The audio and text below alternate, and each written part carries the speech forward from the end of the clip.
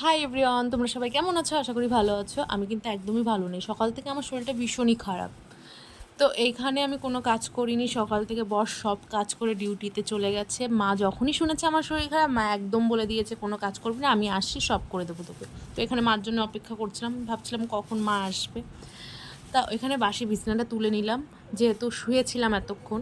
তো বিছানাটা তুলতে তুলতে একটা কথাই মনে পড়ছিল যে সত্যি মা মাই হয়। যখনই শুনেছে শরীরটাও খারাপ, মা একদম মানে কোনো কিছু না ভেবেই বলছে আমি আসছি, তুই আমার জন্য একটু অপেক্ষা কর। আরও শুনেছে আমি খাইনি সকাল থেকে এখনও। তো এখানে মা চলে এসছে।